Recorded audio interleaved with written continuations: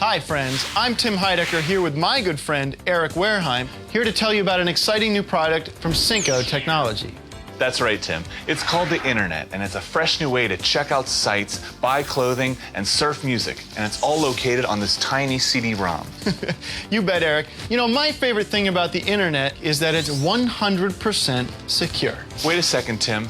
What about all my e-worms and my email viruses? Well, Eric, you can kiss your e-virus problems goodbye, because the entire Internet is located on this CD-ROM. You're not connected to anything, so no one can connect to you. Well, Eric, you know I'm a music nut, okay? And that's why I love the Internet, because it features NetTunes. With over 100 songs available, it's the perfect music choice for me. Tim, let me stop you there. I already see a problem. My wife likes rock music, and I love country. How can one CD-ROM contain enough music for both of us to be satisfied? I've heard it a million times before. The music on this CD almost feels limitless. The Internet! Hey, Tim, what are you up to? Well, I'm just chatting with one of my friends here. But you're not connected to the web. How's this working? Well, the Internet offers me up to 5 unique avatars that I could chat with virtually any time of day. Who are you talking to right now? Well, this is Professor Hensley. Do you think I could ask him a question? Fire away. Professor, how are you today?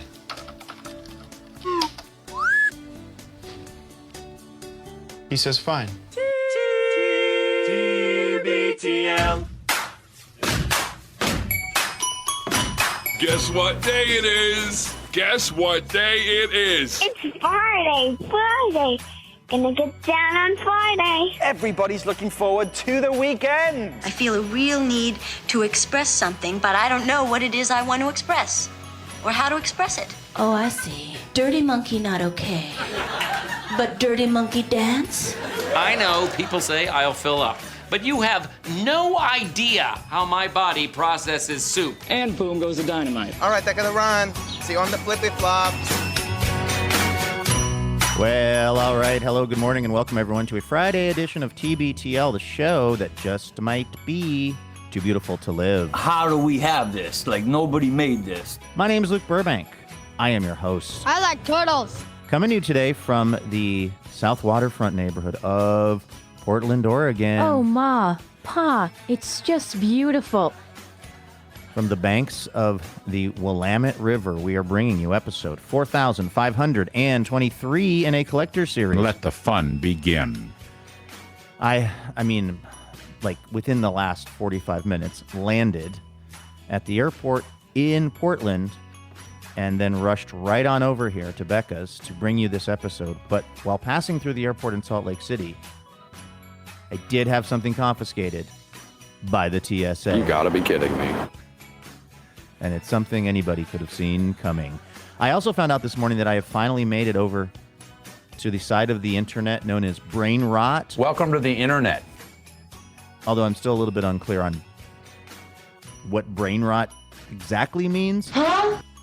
So we'll talk about that. And of course, we will talk to this guy, longest running Cobra of the show, maybe best known for his depictions of the tall ships. You're still doing a podcast? He sure is. He's Andrew Walsh, and he's joining me right now. Good morning, my friend.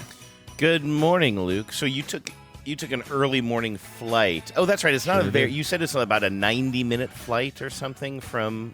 Were you in Salt Lake City? Yeah, it's pretty quick. Yeah, like hour and a half. So still, though, you must have had to get up pretty early to be in Portland rolling this morning. No? Yeah, but you know, it was Wait wraps up at a semi-reasonable hour. Although we had a reception with the local station there in Salt Lake City, which they asked us to attend. And that was really fun.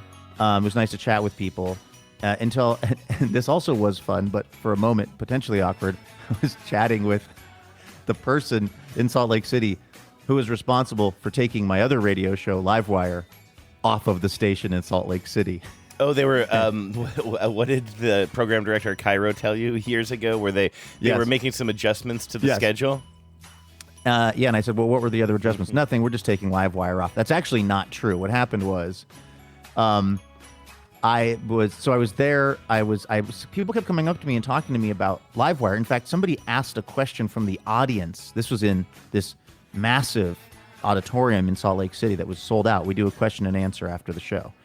And somebody actually asked me, they were like, I'm from Portland. I used to be from Portland. I love Livewire. Are you ever going to do it live down here? And I said, yeah, maybe we've done it here before. Maybe we'll do it again. So there was a weird amount of Livewire chatter happening, considering we were all there to do this other job. That was Wait. during a public Q&A at the end Yes. of Wait. Yes. It must have been Yes. hard for you to not say, well, we're no longer on the air here. I didn't know we weren't on the air. Oh, this is new information to you. Yes. I am not what they call a details guy. Oh, okay. So I don't really know where we are and are not on the radio, except for a few places. I know what's going on in Portland and Seattle, and we got added in New York. That was cool. I hope we're on in Minnesota because we're going to be at the Fitzgerald Theater on the 26th. It's a Friday night. We'll be there with some special guests. But anyway, so I didn't know this. So I'm chatting with the program director from the Salt Lake station before the show, and then somebody's asking about Livewire during this very public Q&A, and I'm blissfully unaware. And then when we're at the reception, a number of people are coming up and saying, "Oh, we're big Livewire fans. Like, what happened to it?" I was like, "I don't know. You tell me." And they're like, "Yeah, I think." And then somebody from the station. They were a fan of the previous host, is what they meant 15 years ago. Yeah, they were like, "What's Courtney Hameister?" Yeah, I wish I could have remembered her name. What happened? I don't know. They just slotted me in here. So then somebody who I was talking to who was at the station, worked for the station, said, "Oh, I came to the last time you did Livewire here in Salt Lake City." And I said, "Oh, that was a fun night." They said, "Yeah, it was cool.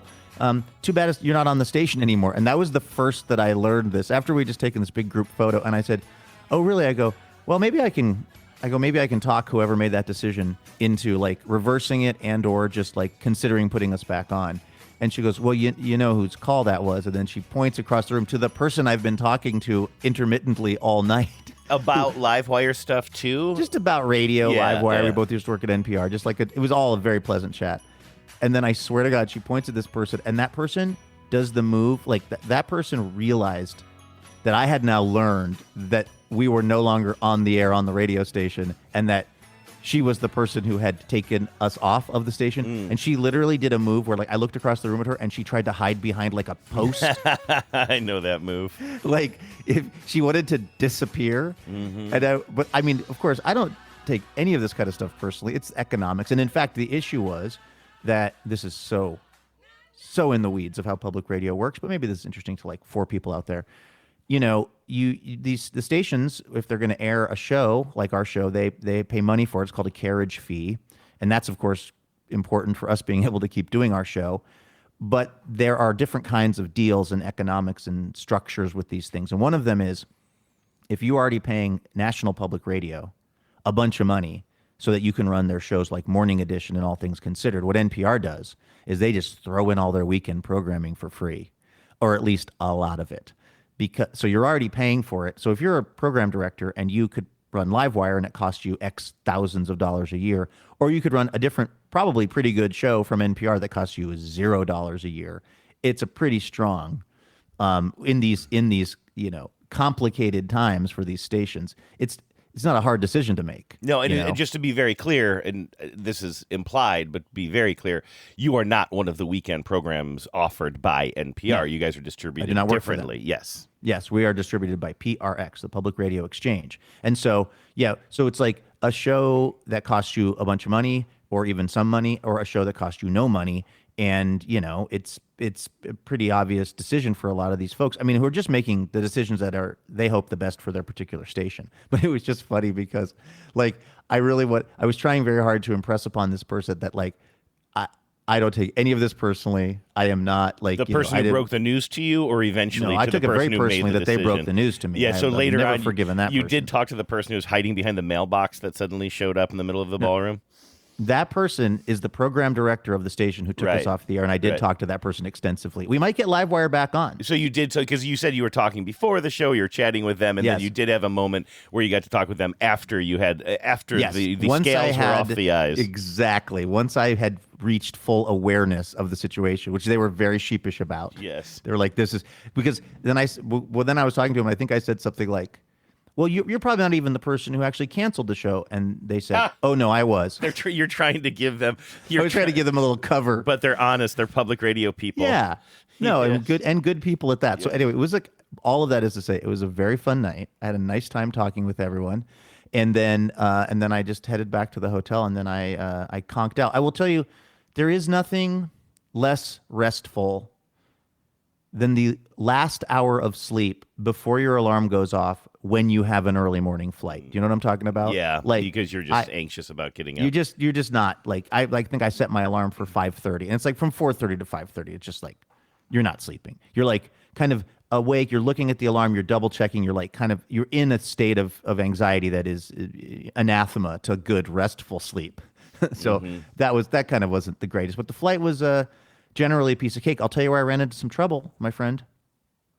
The TSA at Salt Lake City Airport. Salt Lake City Airport is beautiful. Like it is probably the nicest airport I've ever been in my life in terms of the building and the art, the public art that's in there. I think that somebody was telling me it was just recently like totally renovated. And like they had the Olympics a while ago, they're going to have the Winter Olympics again in like 10 years or something. So I think they take their airport pretty seriously. It has some really great public art. It has this. Have you flown through O'Hare many times in your life? I've flown through there, but not enough to like have a sense of that airport versus another one. There's this really great installation in O'Hare that I think the folks at Salt Lake City kind of echoed, which is in O'Hare, it's if you're flying United, you have to, from the main where the security is, to get out to where the United planes are, you have to walk through this very long underground tunnel. I guess you're probably walking under the runway or something. And they have these long neon lights that run the length of this, and they have this kind of sort of pattern of light that they light up and they turn off, and it's this very visually beautiful thing, and they play Rhapsody in Blue. So it feels clean and like a nice experience down there. It's not a tunnel that's been around for a long time that feels like, ugh. It's not grungy at all, and on the ceiling, so it's right above you. You have this very interesting kind of art installation that's visually interesting and beautiful, and then there's something about playing Gershwin's Rhapsody in Blue, which I think also was United Airlines' that was their in all of their commercials for many years. So I've always really liked that thing. I don't fly United much out of O'Hare, but this is something very similar in Salt Lake City where you have to go on this long underground tunnel, and the same thing, they've got all these beautiful kind of blue, I think it might be called The River is the name for it, somebody told me last night, but it has 3 different sections. Each section has different music playing. And when I landed and I was walking through, the first section I was in was some very beautiful classical music, which I found very soothing. And then as I reached the middle point, it was playing I've Been Everywhere by Johnny Cash. And then as I got to the end, it was playing a Sylvan Esso song. Are you familiar with Sylvan Esso? Yeah, I folks? know the name, yeah. Just kind of real vibey music, but like kind of modern. Anyway, it was beautiful. So I'm a fan of a lot of things about this airport, although it is gargantuan. Like, you know me, I love the steps. I probably walked from when I checked into the airport, I went through security. That's not even true. From when I physically stepped into the airport to when I was standing at gate B9 for my Alaska Airlines flight, I easily covered over a mile of walking. You know, I wanted to ask you a question about both of these tunnels, which sound right up my alley, and I have not. Yeah. I'm not familiar Right with either down one your of them. tunnel. Or right. Well, let's be careful. Okay. I have a question about both of them that is related to steps. First, quick caveat: I know they're officially called people movers. I'm going to say this once in my life on the show. I know they're called people movers. I do not like that term. Moving sidewalk sounds immature, but I like it so much more. So I want everybody to know this is me like making the choice to say Reese's Pieces. Don't correct me on that, and don't correct me on people mover versus moving sidewalk. Let me give you a little bit more backup on that too. Thank you. They're putting something in LAX.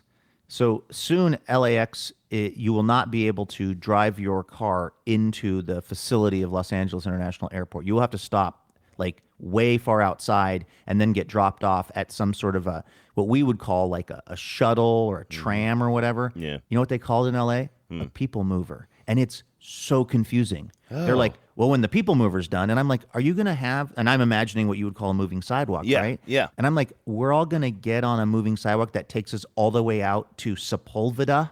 Like, this moving sidewalk is going to take us a mile out. And I was hearing this from people forever, and then finally I learned, no, they just mean a tram or a the shuttle. thing that we've all gotten in a million times. You know, like it's probably like a monorail thing. It's sitting on one of those, you know, on a monorail, and it goes around. And this is very normal in a lot of airports. Somehow in LA, somebody decided to start calling it a people mover, and I find that to be deeply confusing and Yes. and just plain wrong. Especially in that case, because like first of all, it's already assigned to another thing. But aside from that, what a terrible name to name anything. We could call our cars people movers. We could call the planes people. Why don't you just build the plane out of people movers? I You could know. call the plane a people. Everything is a people mover if it's transporting you from one place to another. But not only is it non-specific, it is just such a what a dumb way to describe anything. It's just like, so like we have a language. Let's have some, like, just a little bit of fun with it. I think a moving sidewalk evokes exactly what that thing does in airports. Okay, so putting that aside, you and I are on the same page. Do either of these beautiful sounding tunnels with the art installations, do they have moving sidewalks? Because that would Both of them add do. to them kind of I get this sort of like, you could of course not use those, but I love this idea of sort of just feeling like you're floating through this thing.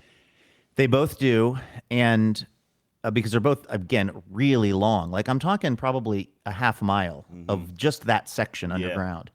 And I found the one in Salt Lake City to be I was walking because, me and the steps and all that, but as opposed to standing on the moving sidewalk. But you know what I did do? I took my AirPods out of my ears. I stopped listening to Pod Save America because I wanted to be, this is I was going back through this morning, right? So I already kind of knew what this thing was. And by the way, I was playing different music this time because I was wondering my first time through, is this section always Johnny Cash, I've Been Everywhere? Because that way lies madness. Like if you work at the airport and you have to walk through that a couple times a day.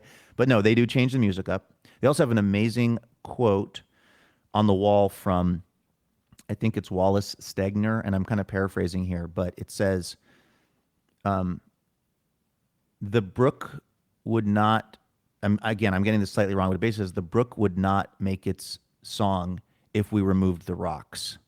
Like this idea that the water that's rushing through a river or a creek and the sound that we associate with that is because that water is encountering obstacles and kind of, being its direction changed. And then that creates what we think of as that very beautiful and relaxing sound of rushing water. Well, if there was nothing impeding it, it wouldn't sound like that. I thought, well, that's kind of a good thing to remember. But anyway, I took my AirPods out and just kind of like walked along and enjoyed it as an immersive experience, which you can't say that about a lot of airports and or just like public spaces. So that's all in the pro Salt Lake City Airport department. Now in the con, the TSA there is so hardcore.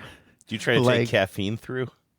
Exactly. Well, hot caffeine, you can't do that. That's one of the amazing rules. You can have cold caffeine, which is why dirty sodas are allowed around town if you're a practitioner of the Mormon faith. But hot caffeine, that's the problem. You get the feeling Joseph Smith just didn't like coffee.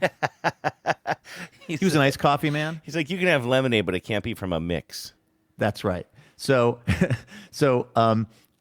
I got my stuff and I didn't check a bag. This was a quick trip. So I just had a suitcase that I could take on the airplane with me. And I am going through security this morning, which means I've got my little audio gear that I'm talking to you on right now that I was using yesterday in Salt Lake. And I got all my stuff, but whatever.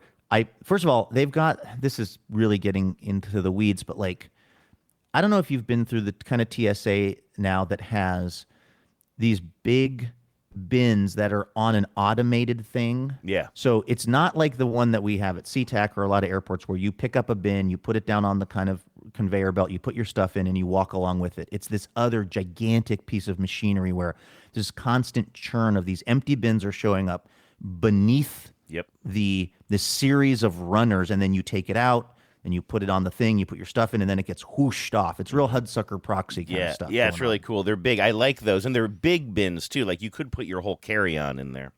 They are so much slower than the other one. Oh. They are, like, because I've observed these, obviously, in a lot of airports, and I've also been in a lot of airports that don't use them, and this system is an absolute traffic jam. Like, it is just so much slower because, first of all, people generally don't really understand how to do it. They're like, it takes everyone, there's like a learning curve for how do you actually operate this. And then people don't know to step up to the like open space. And then like, for instance, I needed two of these things because I had my suitcase and then I had my computer bag, and you can't have two things in the same bin, even though they're big. So what that means is I'm standing there and I have this bin in front of me and it's got my suitcase in it. And then down below, I've got my computer bag in another bin. There is a traffic jam of bins because the bins are just they're spinning. They're like going past me, and you can't find a slot to put. There's no in. slot. Yeah. They're like literally bumped edge to edge all the way. Because people upstream, would it be upstream? Yeah, people upstream of you are already filling up those spots. And, so the thing is, you're supposed to go to the next one that's green. So in other words, I went to one that was downstream because it was green as directed. But nobody ever asked the question, what happens if somebody goes to like position number 1 because that's what's open, but all the other positions are full, and so therefore there's literally no break. So the TSA guy had to come over and hold back the tide of bins so that I could try to put my bin in. And then I was like, I got two. Then I had to put my next one in. It's like, how is that the system?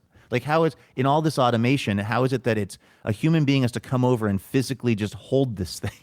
Like, that's not, and it just takes forever. It also takes forever when they go through the security. I asked the guy, is this a more intense scanning? And he goes, look, I don't know, man. It's just in Skynet, we believe. That's what he said to me. I was like, I don't know what that means, but is that like a Terminator? Is that what Terminator? I knew it was a reference to something, but I didn't quite follow. I just wanted to get to my flight. So anyway, my stuff is now moving through the conveyor belt, whatever. And of course, my suitcase gets flagged. And very kind of checked out TSA person drags it over. Whose is this? I'm like, it's mine. She's like, okay. She just like unzips it, starts opening it. And I'm assuming, I said to her what I often say, which is there's a microphone in there. It looks kind of weird on the X-ray. I can show you where it is if that's easier. And she just says nothing. Does not even like respond. Just I know keeps, these people. I've gotten these folks before. And the thing I'll say is, like, I did bring one suitcase, but it was very carefully packed because I had on one side my DOP kit, I have my clean clothes still, I have my running shoes, which are in a certain place so that they don't get everything else dirty. I have my dirty laundry, which is on the one side of the suitcase that where the audio equipment is, because I'm not going to wear the audio equipment. So if the dirty laundry that's in a bag is going to touch something, I'd rather it be not something that I wear or my toothbrush, right? It's a whole situation. Yeah, I'm with you. Yep. I couldn't. And of course, this couldn't person associate is just, with anything more than that. And of course, this person is just like pulling everything out willy nilly, and like this, and I'm just like, and so she pulls out the audio equipment and then just like kind of just like leaves it all there, like on top of the bag that it was in, and I'm like, okay, this is annoying because I'm gonna have to put this all back in together. She doesn't wipe it down with whatever that Stridex pad is that they use. Like it was, I don't even know what her thing was. Then she unzips the other side, goes into my DOP kit, just starts digging around. Going through your DOP kit? Jesus. Going through my toiletries. I'm furious. I've gotten my bag tossed plenty of times, especially because of the radio equipment like you mentioned, but sometimes other triggers as well.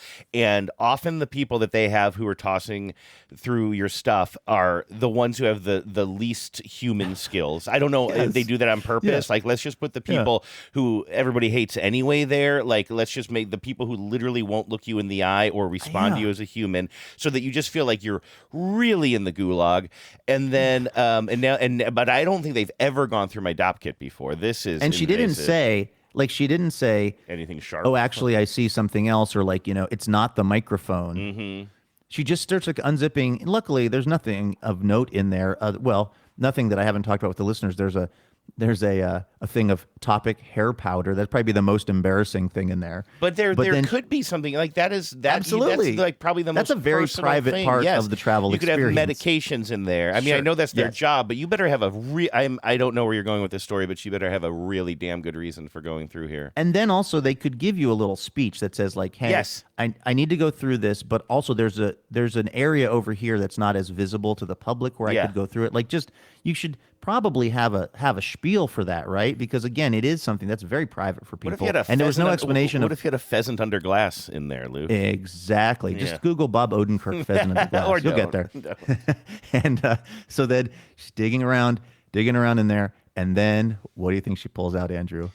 Your toothpaste that I stole. Oh my God! I didn't want in Wisconsin. Dude, I didn't want you traveling with that.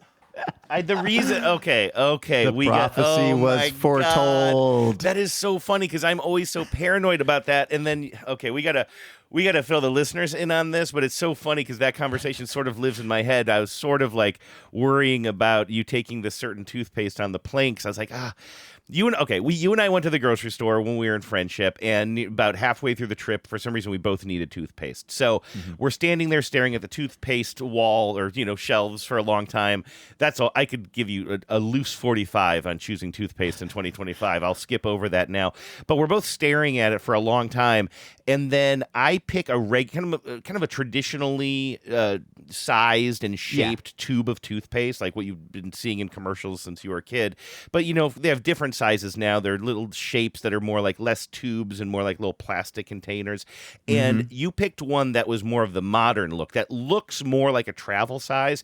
I don't know for sure that it has less toothpaste than the other one. It just looked more travel ready. That's the one you bought. I bought the regular kind, and I was ready to leave it behind at the Airbnb if need be. Whatever.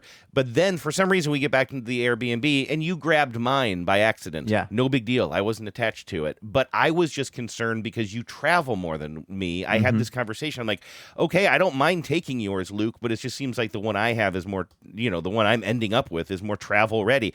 And I thought about that conversation later because you must have been like, boy, I fly all the time. Like, No. I know how to get I through hope I didn't. toothpaste. No, you I didn't hope that act wasn't- that. I that just wasn't the assumed vibe. that because like your TSA pre-check, like probably on your list of worries going through an airport to the degree that you have many is whether or not the toothpaste is going to go through. Well, the thing is, they have, I don't want to give Christy Nome any credit, but there have been certain things that are being relaxed, like take your shoes off and stuff. And like, I thought I had read somewhere at some point that they were thinking about increasing. I think it was 3 ounces right now is the volume of like liquid that you can have, and I guess toothpaste is considered a liquid. They were thinking about raising that. I thought maybe they had raised that amount. I know for a fact that I have been through security with a similar thing of toothpaste many times and not had it be an issue. Yeah. It's one of those things where there's probably the letter of the law, which I'm guessing I was in violation of, but then there's also the enforcement of it, which feels extremely haphazard. Like, again, many times I've had this amount of toothpaste in my luggage and it hasn't been a problem. But like before I even got my toothpaste confiscated, I go through the, one of those like whatever things you walk through to be scanned. You have to hold your arms over your head? Not that one, not that one. You don't have to the do other that one. because you're pre-check? Do you ever have to do that? No, that one I don't understand the rules on that. Sometimes I think because I'm pre-check, most of the time they route me through you just walk through one, right? Okay, but I walk through and I get a ding because of my belt, which by the way, again, I wore this belt through PDX on my flight down to Salt Lake. I wear this belt all the time. I never take off my belt. It never goes off. Of course, it goes off on this, what I can only call Mormon security system that they're running at Salt Lake. So the belt it dings, hey, your belt. So I take my belt off, I hand it to the TSA person. They're like, okay, just go back through. So then I go back out. And then this next time I walk through, guess what? A different ding, because now upon second time through, I am now randomly selected for a more heavy duty scanning. So it would have just been the person behind me, except I got dinged for my belt. And now, because I have to go back through, now I just randomly end up with the person who has to go to the thing, Andrew, where you stand and hold your arms above your head, and someone down in the bowels of the airport can see your junk. They call those their funeral, by the way. They call those undercarriage fees. Yes, they do. Bringing it back to public radio. I know I have to go through those all the time, and I won't interrupt you now. But when you're done with your journey, I want to tell you, I will tell you that on my way to the Minneapolis airport, going through SeaTac, I almost got into it with a TSA person, sort of, in that machine. In that exact machine. But you go ahead. But yeah, I hate those machines. They make you stand on these white footprints. I mean, I think almost everybody knows what we're talking about. And then hold your hands over your head like a perp. I don't even think about the fact that somebody can see me like through my clothes. Like honestly, like that is your funeral at this point. I don't assume somebody's looking that closely. I don't know. I assume they have AI to tell like trigger something if it looks like there's metal or something. But I hate those things. They are so demeaning. Demeaning is exactly the word I was looking for. So I go through and they have the first sensor is set so sensitive that it pings on my belt, which never happens. So then I give them my belt and then it's like, oh, actually, sorry, you're randomly selected. So go stand in that line. So now I go stand in a different line. Well, guess what? There's like 5 people standing in that line because there's one TSA person. And what do you think they're doing? they're like doing the world's most involved pat down on some poor bitch who already was trying to go through that backscatter machine and apparently set off an alarm. So we are now waiting for a good 5 to 10 minutes before there's even a person who can indicate that we can go take our turn standing in the demeaning machine. Because that person was like fully patting down someone who had set off something in the demeaning machine. So this is all happening before I even before they even confiscate my toothpaste. Demeaning Joe Greening. He was one of my favorite ball players. Dude, man, that guy was tough. And he's in a Coke commercial, I think. Was he an LA Ram? What was he? So that's all just before I get up there, before I realize, they're going to search through my suitcase. They're going to search through my personal toiletries. They're going to pull out she just pulls out the toothpaste and she just holds it up and looks at me. And what I said to her, Andrew, is, and I'm sorry to use a curse word, I said, you got to be fucking kidding me. And then my next thought was, is that illegal?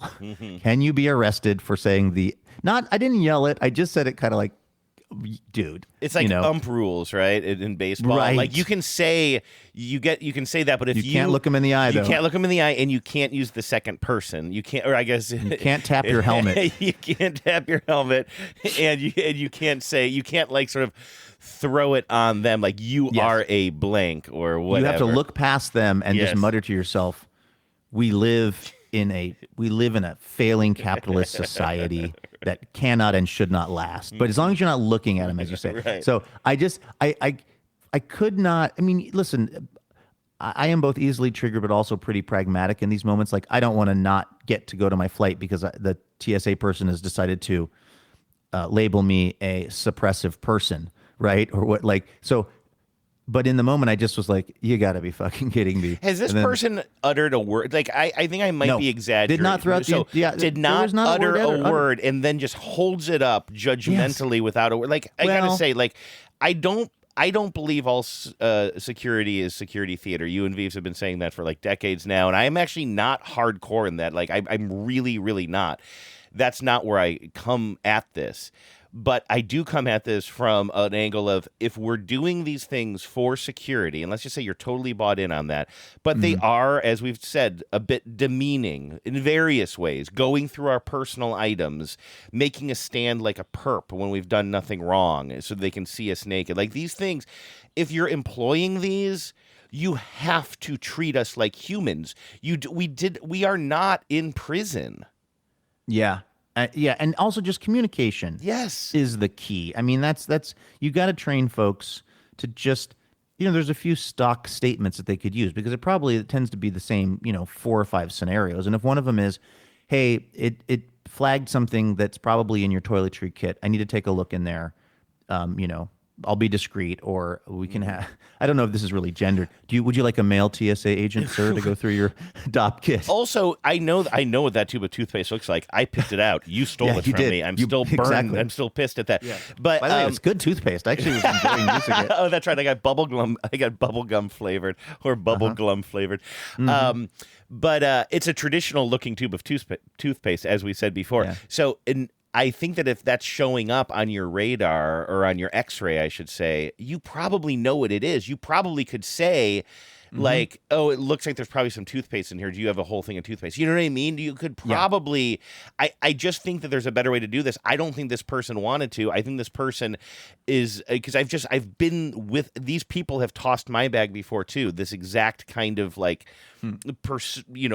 personality type, and you're just like, why are you like this? What did I do something to you? There was also this funny moment. This had nothing to do with me, but this is when I was still standing at the big Hudsucker machinery trying to get my stuff on the conveyor belt, and the guy next to me, I just hear him like say to the TSA guy, "Thank you for your service."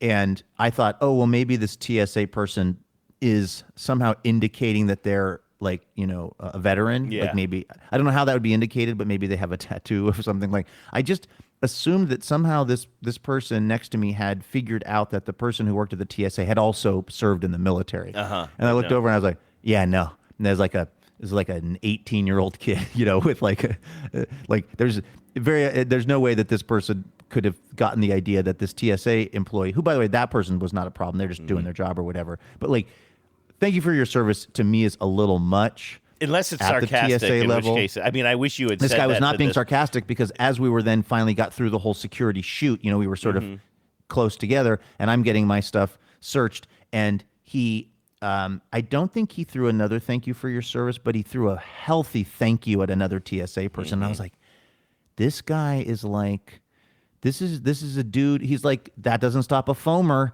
Like, there's people that get obsessed with heritage trains and different things. This guy's kink is he loves thanking TSA people. He loves showing an amount of deference to TSA folks, which again, he might be a TSA guy, like just traveling. That's possible, although then I guess I would have expected him to throw out some kind of industry slang. Yeah, I'm a 240er over at Dulles. Yeah, I'm a belt jockey over at Sky Harbor. Luke, listen, I will beep that, but I do not believe you called him that. Anyway. Belt so that was my trip getting up here. Now, what had you almost yelling at hold someone on, in the back? Hold on. So she holds up the toothpaste. Yeah, she holds up the toothpaste, and I say, "You gotta be fucking kidding me!" And then I say, "Well, obviously, just take it." And she says, "Okay." That was the first word. She says, "Okay." And then I said, "Can I just repack this?" And she said, "Sure." And then she just walked away. Mm-hmm. So I didn't want her repacking it because she does not know the special way in which everything goes back in. And she didn't even ask you the needles question. That's where I always get the any sharp objects or needles. No, you know what? I'm sorry. You're right. She did mutter that at the beginning. So there were words exchanged, or at least she did say something, which was, "Is there anything sharp, that can poke me or whatever?" And you're like, there's a swordfish in there, but aside from that, precisely. You're good to go. Yeah. And again, I sound grumpy right now because it's the customer service angle here that really. Yeah. There's two versions with the TSA personality. There is the person who is incredibly friendly, just like describing everything of what you need to do, this, that, and the other, and then also like, and I get these folks too. They're just like they're chatty, they're friendly, they are pretty cool when they're searching your bag. They're like a really good hang. And then you get the people who it is the last place they want to be on earth. And it doesn't seem like there's an in-between in my experience. You just kind of get one or the other.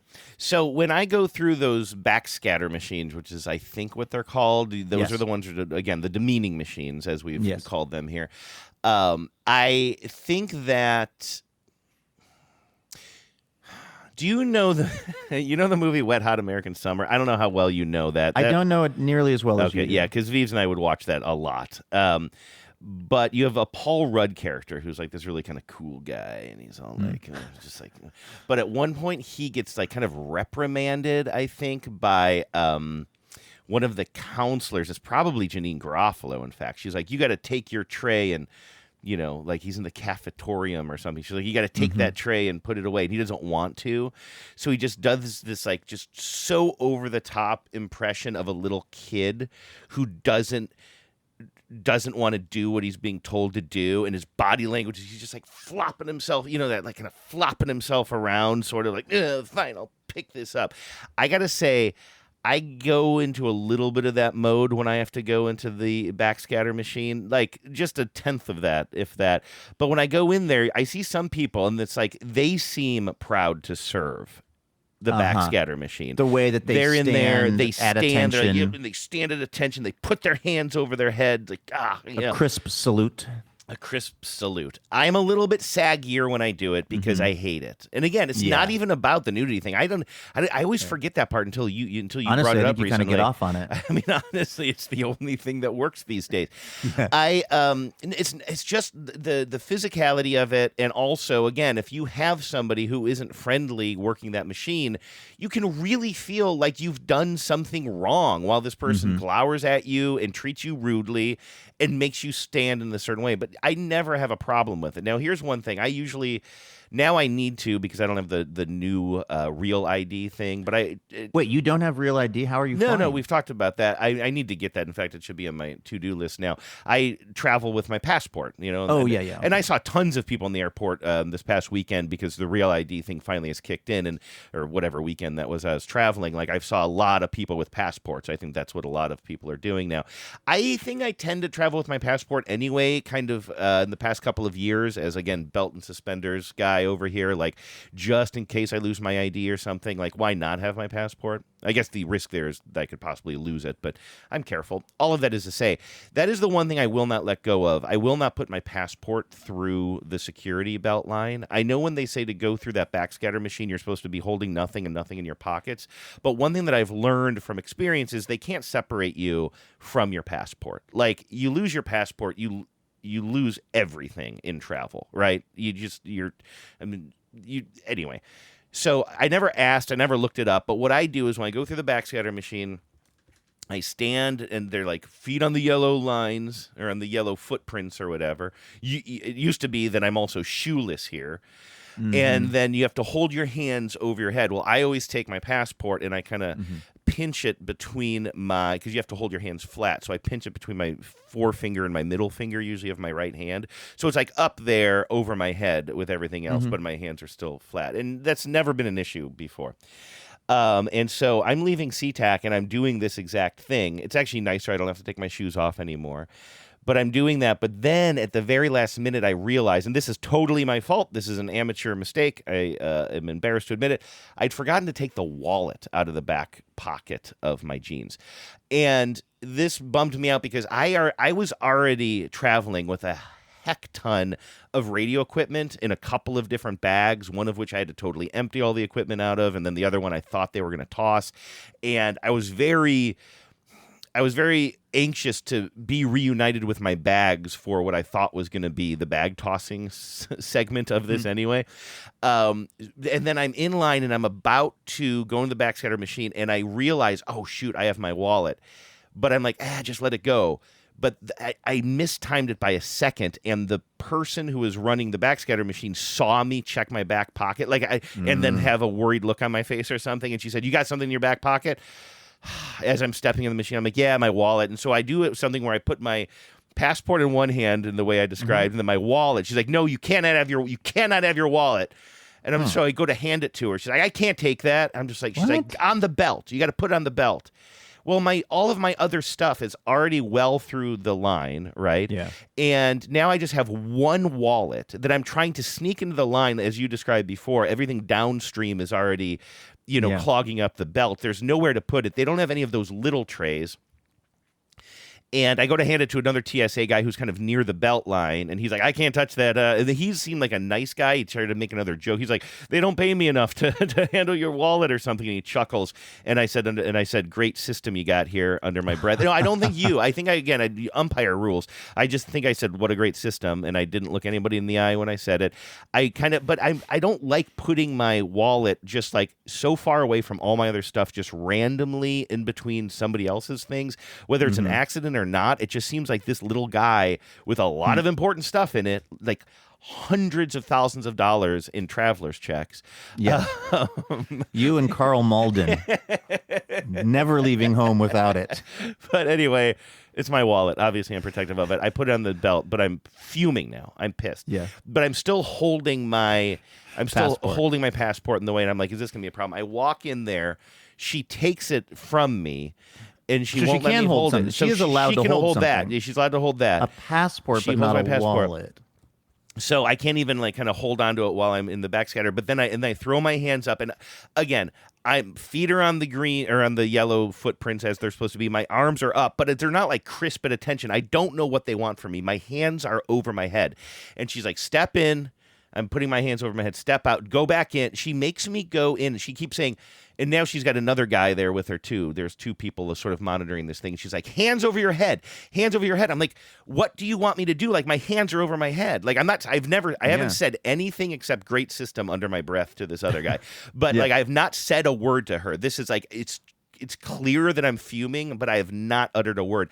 She's like, "Hands over your head, hands over your head." So I just take my hands and I just put them on the top of the machine. There's nowhere else for me to put my hands. So I just put them up at the top of the machine. I'm like, they're over my head. You're touching the machine. No touching the machine. I am ready to Hulk out. I'm like, "What do you want me to do?" My hands are over my head. What they want is some sort of they want me to enjoy it. They want me to say, "Thank you, can I have another?" They want some sort of body language from me that I'm not giving them, and I am furious. And I had to step in and out of that like 4 or 5 times.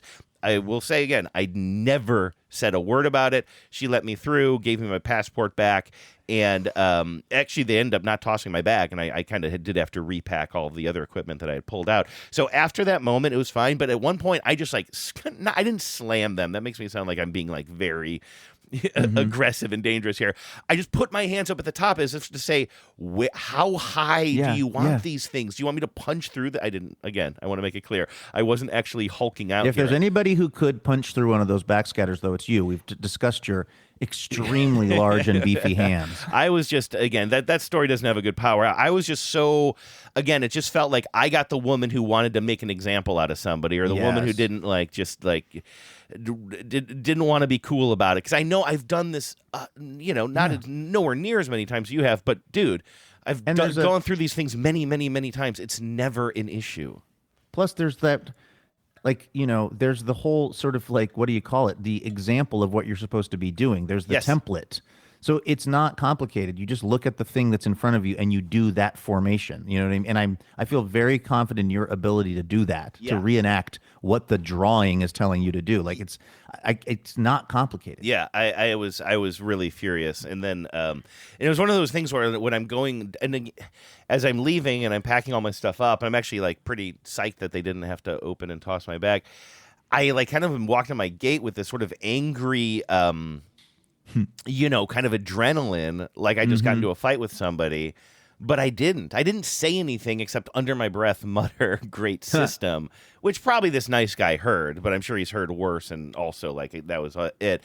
And this is maybe I wonder what I actually looked like during that, because inside I'm Bruce Banner turning into the Hulk. Inside I am furious. Yes. But then sometimes there are You're cases molten where lava. I am just molten lava. But then there are times where it's like, Andrew, you think everybody's on board with how angry you are, but people don't know that. But on the other hand, I also have been told that I look grumpy sometimes when I'm not grumpy. So I find it hard to believe they couldn't see. I have a feeling like I was just radiating something that felt like a fight to them. That's what Probably I feel like. But maybe I'm totally off on that. Genevieve would be able to recognize it, and probably I might be able to recognize it. Yeah, maybe. And maybe other people who know you really well, could kind of see that this was, you were really, really frustrated by this process. And also the touching the top of the machine and having them yell at you about that. I couldn't raise them any higher. What did they want? Crazy. Well, it's a minor miracle that either of us arrived at our destinations. Me, as I swore at the TSA person, and you, as you almost broke the devices. But well, I will. Let's use this opportunity to again give a shout out to whatever's going on in the. Sorry, what is it? The Bloomingdale Airport, Bloomington Airport. Bloomington Yes, Airport MSP. By the way, so got an email from easy to get through there. It was amazing. We love it. We absolutely love the Bloomington, Minneapolis, St. Paul Airport. It's like the Los Angeles Angels of Anaheim. We got to use all of the names. That's right. My buddy Charles there, who I took a picture with, he sent me an email the other day. Oh, that's right. You made friends. You said you held up the line for all these busy travelers, and they lined up behind you while you were signing autographs for a TSA agent. Yeah, I mean, I got to give them a thrill. I don't care what happens to the people behind me. You know that. I think I got most of that. I think I got most of the details of that story. Exactly. 80%. Right? Yeah. 70 to 80%. I got an email from Charles, and he said, it was very sweet. He was like, hey, it was so nice to meet you. And he said, and I've sent you some Minnesota music. And I was like, uh-oh. I think what he did was mail to the CBS Sunday Morning headquarters in New York City some kind of a care package, which... It's all Husker Du. The chances of me getting my hands on that. I mean, first of all, it's an enormous building that's got 50 different TV shows in it. I'm like, oh, so I emailed him back. I was like, hey, Charles, so nice to meet you. Did you send it to the offices in New York? Because I'll try to have someone look out for it. But I feel a little bad if he put together some kind of care package that will likely never make its way to me. But yes, all that is to say, Scott, that you're gonna walk rocks. past Scott Pelley's office. He's gonna be rocking Zen Arcade. You're like, that was my vibing music. out to Atmosphere. Yo, Pelly, don't bogart my Minnesota music. He's just going crazy to the Hold Steady. Listen to talking about the Party Pit. You're like, that was all supposed to be for me. Here I go once again with the email. Every week, I hope that it's from a female. Oh man, it's not from a female. Well, this isn't exactly a Vmail or an email, but it's a DM, Andrew, that Direct somebody slid into my DMs and direct messaged me, and that person is none other than our pal Gus. Oh. Gus of Phyllis Fletcher, being Phyllis Fletcher's child fame, and also Josh's. And he just said, he said, "You made it into brain rot," laughing emoji. "Look at the comments." And what it is that CBS, it's basically like a version of that CBS Sunday Morning story that I did about the Mustard Museum. But I don't know if it's been reposted somewhere or if it's just that the brain rot community got a hold of it. But the comments are totally insane and totally Byzantine to me, as in I don't know what most of them mean. So I was in Wisconsin a while ago. I mean, not for our trip, but for a previous trip. And I did this little story about the National Mustard Museum. And somehow that story from CBS Sunday Morning, the online version of it, got on the radar of what Gus is calling brain rot. And there are like 900 comments. And like the first, and it's me talking to this guy who curates this Mustard Museum, who's really quirky, whatever. The top comment that has 17,000 likes is just a GIF of Jamie Kennedy, Jamie Foxx rather, having his like brain blown up with sparks from some movie that I've never seen before. And then you like go down below that, and it's like a crudely drawn little sad stick figure guy holding some mustard while Kendrick Lamar leers at him. I assume that's a DJ Mustard reference. And then that's the one.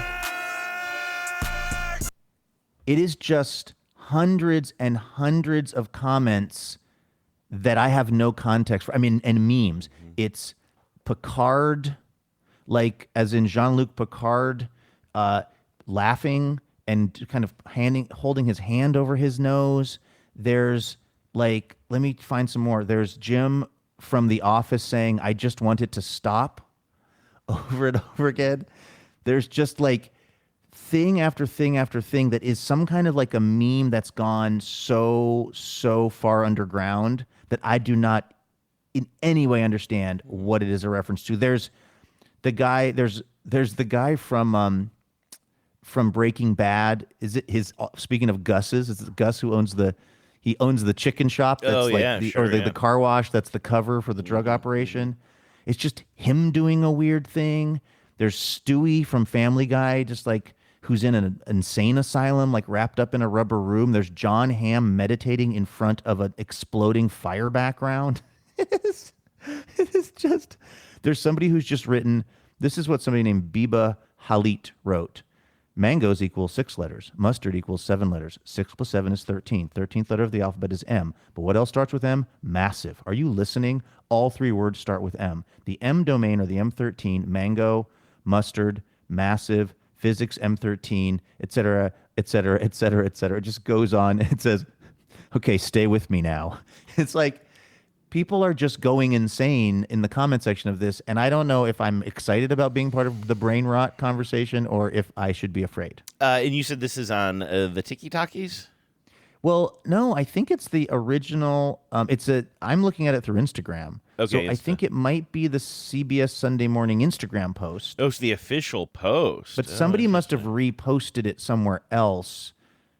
Or something. Somebody must have like posted the link somewhere else because it just got into this corner of the internet that's just obviously a bunch of people in their teens who just have their own visual language. Yeah.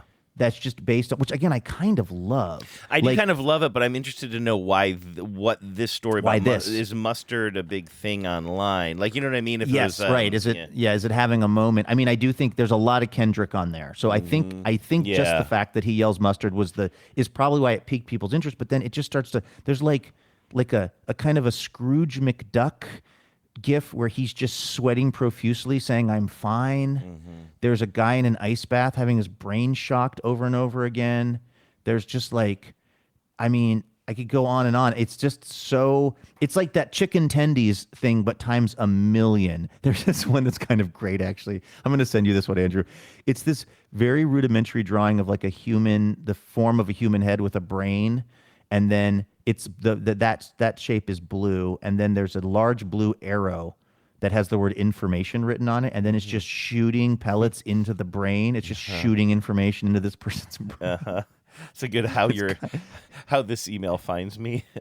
It's really good how your email finds me content for you. In fact, you could really just scroll. There's a lot of stuff in here that would work for that segment. I believe it. So did you respond? Did you ask Gus? I mean, listen, Phyllis is going to hear this, which means Gus is going to hear this. Maybe Gus would hear it anyway. But he probably needs to maybe explain this to the degree that he can. In typical Gen Alpha, is that? I don't know what I think that's it. In typical Gen Alpha form, I have not heard back. Well, my response was, "Holy shit! Help me understand where exactly did this get reposted? I have literally no idea what the memes are except for the Kendrick Mustard jokes." And left you on. I'm on red. Yeah, I'm on red. But I also have a Nancy comic that I can't figure out. I was wondering if Gus could maybe explain that to me as well. You know what? See if you can get it caught in the brain rot updraft, Andrew, and then maybe you'll be. The other story that I did a long time ago that got weirdly had a second life was this Waffle House story that I did, which is pretty straightforward CBS Sunday morning stuff. It was, I believe, it was that the Super Bowl was going to be in Atlanta, so they wanted some stories about things that were kind of specific to that area, and the Waffle House came up. So I go down and do this whole little story about the place, and then years later on TikTok, for some reason, it got repackaged. Like somebody found it and then made it kind of like posted it on their thing so it looked like it was their story. And then it was just getting like hundreds of thousands of views. It's a strange experience to have something that I did that's, let's be honest, not particularly inventive or youth-oriented, and then have the youth take it and kind of remake it and redo it and then jump on it and like be having fun with it. I'm not hating the experience. I just don't really know what's going on. I saw on your show sheet today that you had said something like you made it onto brain rot, ? What is brain rot or something? And I didn't know what the story was going to be or what it was, but I had this weird feeling, which I was wrong about. But I had a weird feeling that it was going to be somebody had taken some CBS story of yours and sort of AI-ified it in some way. And I didn't even know what that meant. I'm only like sort of trying to put words to this now because I didn't explore it deeply. I just saw the show sheet. Okay, something with one of Luke's pieces is going, it's viral, but in some sort of like in some sort of a dank way, right? A danky, memey way. I'm that generation. I'm the dank generation. The dank generation. The dankest generation. the dankest some gave generation. all gave some. I'd already written the show title, The Demeaning Machine, but I think the dankest generation. I think the dankest generation. I'm writing it down, which is why I'm pausing. Anyway, but now that I think about it, I still have this chain link addiction. At some point, I feel like you are going to see your CBS pieces get somehow weird and modified and mangled and distorted in some sort of a weird. I think I've just been seeing more like purposeful AI slop recently. It's being fed to me on like Reddit, like not subreddits I follow, but it's like, you might like this community, and if you click on one of them, it keeps feeding you that kind of content. And I must have clicked on some sort of like dumb AI thing, and so people are just like coming up with the most ridiculous prompts or whatever for AI images, and I could just sort of, and again, I'm not explaining this well, but I could just sort of see your content somehow like kind of getting into that mode and then shared around, and then a bunch of people posting just completely indecipherable memes underneath it, as you just described. I think I love it because it reminds me, I mean, we're, of course, we're a rapidly aging version of this, but one of the things about our show that is kind of fun is that it does have too many inside jokes and too many weird little audio drops, or like you'll say something and then I'll say a response to it, which makes no sense unless you were listening on day one when we had the original joke. And so I love seeing that out in the world, even if it's stuff that I don't understand. I like the idea that all these folks, again, particularly these young folks, this visual language makes sense to them, and they are in on the joke, and they know that when somebody puts Jamie Foxx having his brain electrocuted from some movie I've never seen, they get what that means. I like that. I do too. I'm into content that is very impenetrable for most people who aren't the ones making it. I like that kind of stuff. Yeah, no, me too. Just no, I like just languages. Not I almost said secret languages. It doesn't have to be a secret language, but just a language that is built around a community. I'm with you, and also we have the perfect job for that, I think. We sure do. And yet, Andrew, even those jobs come to an end on a Friday, at least for a couple of days. And that's where we find ourselves at the end of this broadcast week. Thank you so much, everyone, for spending all these hours with us this week. And we'll be back here on Monday with more Imaginary Radio for all of you. So we hope to see you then. In the meantime, have a great weekend, everyone. Stay safe. Take care of yourselves. And please remember, no mountain too tall. And good luck to all.